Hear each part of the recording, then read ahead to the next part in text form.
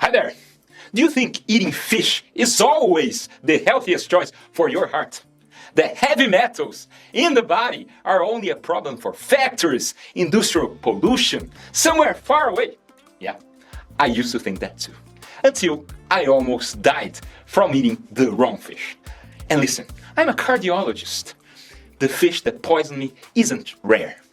It's in basically every supermarket in Brazil and restaurant. You've probably eaten it yourself more than once. It has a name you recognize instantly. In this video, I'm going to show you the list of the most dangerous fish from the ocean and from freshwater rivers. And stay until the end because I'm going to tell you the full story. And I'll give you the rule so simple you will never mess up your fish choice again. And that rule could literally save your life.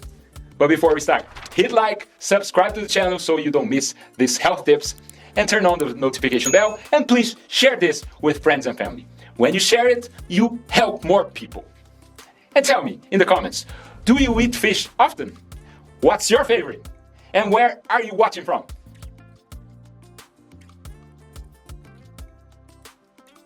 Let's go. A lot of people ask me, Doc, what are heavy metals? They are elements like mercury, lead, arsenic, and cadmium that your body does not naturally flush out.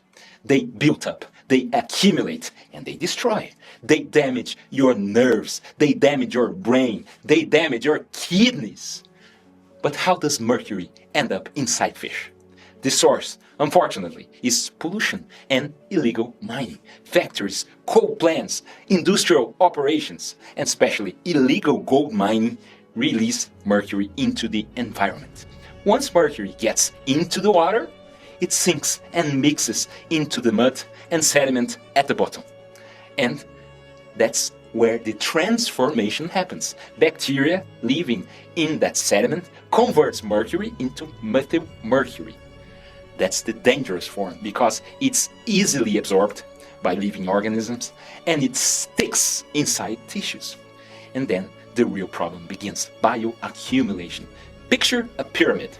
At the bottom, plankton and algae absorb tiny particles of the poison. Then small fish eat thousands of algae and they accumulate it.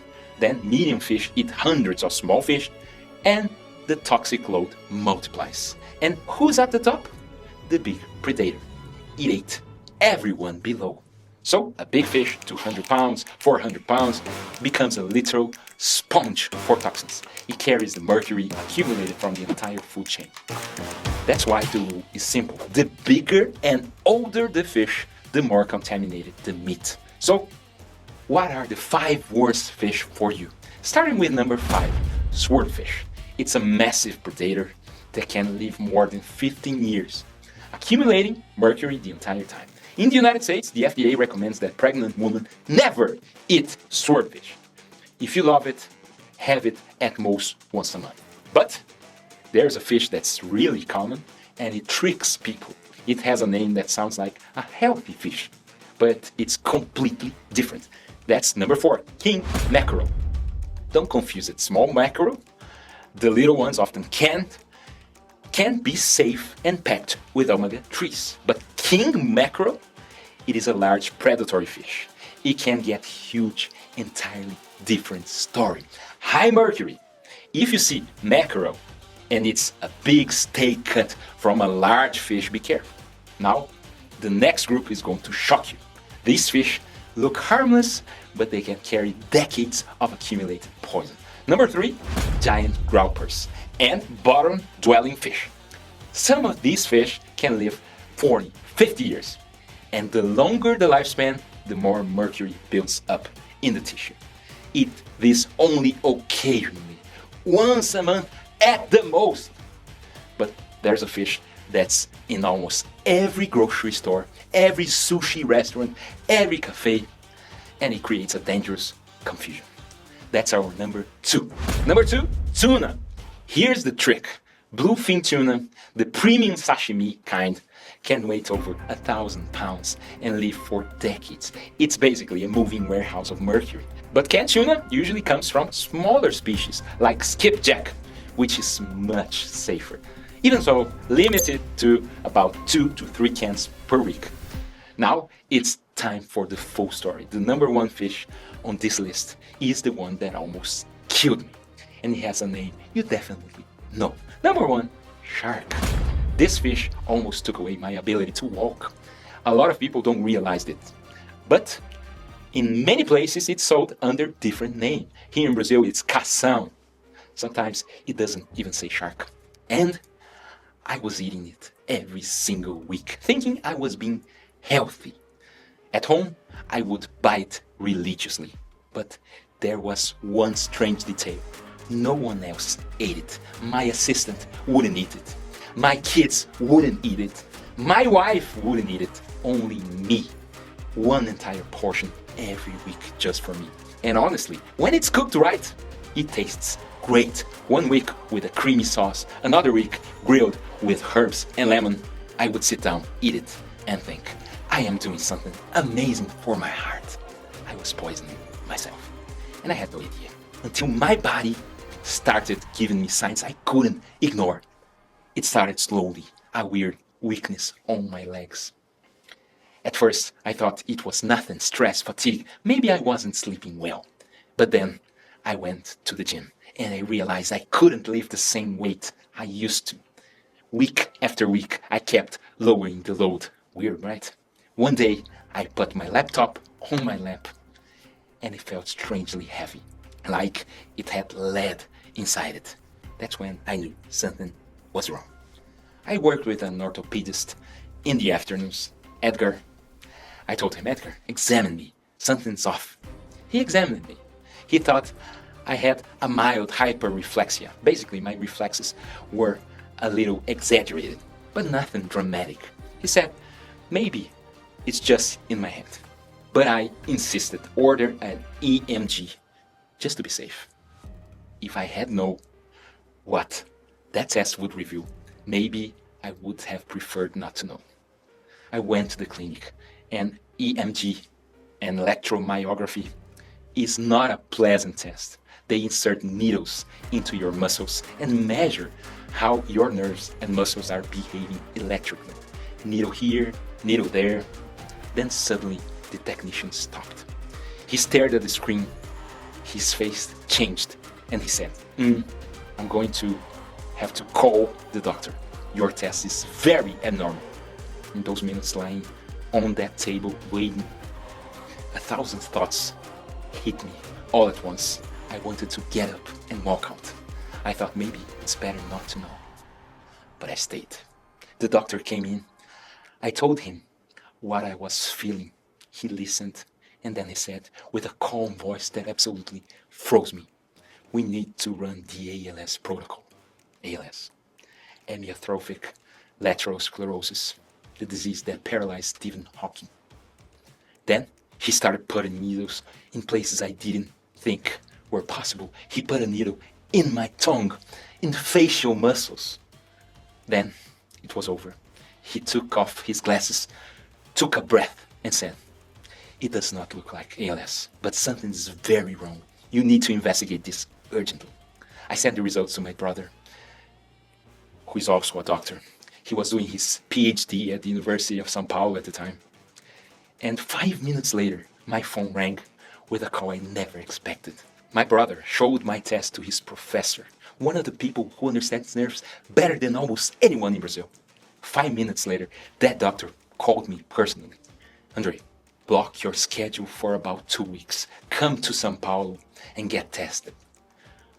But here was the problem. The following week, I was supposed to go on vacation. I was taking my kids to Disney for the first time. And I was stuck in a horrible dilemma. Cancel the trip and go for medical tests or go to US with my kids. And then a thought hit me that made my stomach drop. What if this is the last time I'm able to walk through Disney with them? So I went. But before we flew out, I started researching what could cause that kind of EMG pattern. And I discovered that heavy metal poisoning can cause exactly that. So I got blood drawn at the lab. and I boarded the plane without knowing the results. What happened next changed my life forever. I was standing at the entrance of the Magic Kingdom. My kids were excited, bouncing, ready to run. My phone rings. It's the lab. Doctor, have you by any chance been exposed to mercury? Mercury? I went quiet for a second. Mercury. Years ago, some blood pressure devices used mercury columns, but no. I had never broken one, never spilled it, never had a splash anywhere. Why? I asked. Because your mercury level is 49. The normal range is up to 5. 49? Almost 10 times the limit. That night in the hotel, while my kids were asleep, I sat in the dark, scrolling on my phone. I typed mercury poisoning, and I found the story of Minamata. Minamata is a city in Japan. In the 1950s, a chemical factory started dumping mercury waste into the bay. The metal went into the water, contaminated the fish, and the fish was a staple food for the local population. At first, nobody understood what was happening. The first signs came from the cats. The cats in Minamata started walking strangely, stumbling, spinning in circles, convulsing. People call it the dancing cat disease. Then cats started throwing themselves into the sea. Then humans began to get sick. Weakness, numbness, tremors, vision loss, trouble speaking, paralysis. Many died. Others were left with permanent damage. Children were born with severe neurological injuries. And you know what mercury level was associated with irreversible brain damage in chronic exposure? Above 60. I was at 49. I was 11 points away from the same fate. I put the phone down. I looked at my kids sleeping. And in that moment, I knew exactly where all the poison had come from. The shark, the fish I had been eating every single week, thinking it was healthy. Sharks are top-of-the-chain predators. They live for decades, and every fish they eat adds more mercury into their body. A large shark is basically a walking storage tank of toxins. And I was eating weekly, alone, for months, years, while everyone at home refused. My wife, my kids, my assistant, I thought they were missing out on some amazing, healthy food. In reality, they were saving themselves, and I was poisoning myself. I flew back home and started chelation treatment. Chelation works like this. The medication enters your bloodstream, binds to mercury like a magnet, then your kidneys filter it out and eliminate it through urine. It's slow, but it works. I recovered gradually. My strength started coming back. I was able to train again. But the fear that stays with you. I stopped eating fish for 2 years. Nothing. Zero. Even seafood scared me. I'd see shrimp on a plate and I instantly pictured the dancing cats of Minamata. The paralyzed people. I couldn't do it. It took a long time to get past that trauma. Today I eat fish again. I know it's good for my heart. When you choose the right fish, but shark, never again. Shark doesn't enter my home. It doesn't enter my mouth. And after today, I hope it never enters yours either. What happened to me in 2013 is happening right now, at this very moment, to thousands of people, and they don't even know. Have you heard of peacock bass and other big freshwater predators fish? The problem isn't fish itself. The problem is what's being done to the rivers. Illegal gold mining uses mercury to separate gold from sediment. That mercury goes into the water, contaminates plankton, and enters the food chain. In fresh water, large predator fish play the same role as sharks do in the ocean, and the contamination can be devastating. If you live in an area where people eat freshwater fish, or if you buy fish and don't really know where it comes from, do this. Ask the fishmonger. Is this farm-raised or wild-caught? Farm-raised fish grow in controlled environments, tend to be safer, but wild fish from contaminated waters can be a mercury bomb, just like the shark that nearly destroyed me. Okay, doc, after all this, I'm scared to eat any fish. What's actually safe? Calm down, breathe.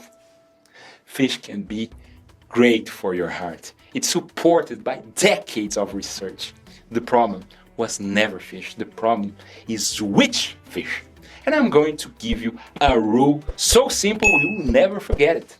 If the fish can fit on your plate whole, it's safe. Remember that. Sardines fit on your plate? Safe. Small mackerel fit on your plate? Safe. Anchovies fit on your plate? Safe. Now, does a 400-pound tuna fit on your plate? No. Does a 600-pound shark fit on your plate? No. Does a 100-pound giant gulper fit on your plate? No. Remember the poison pyramid I showed you at the beginning. That's exactly why it works. The smaller the fish and the shorter the lifespan, the less time it had to accumulate mercury. A 30-year-old predator carries the mercury of millions of smaller fish inside it. A 2-year-old sardine, almost nothing. That's why the plate rule works so well. That's why I talk about sardines so much. Small fish, short life, high omega-3, minimal mercury. And to make it unforgettable, here's an English acronym that works perfectly. SMASH. S for sardines, the queen of safety, cheap, nutritious, available everywhere. M for mackerel, the small kind, often canned, don't confuse with large predatory mackerel. A for anchovy, small, flavorful, packed with omega-3s. S for salmon, ideally wild caught. If it's farmed, choose high quality sources. H for herring. And if you are looking for something common and affordable, farm-raised options like tilapia can be a practical choice. These are fish you can eat weekly, without fear, without trauma. I do.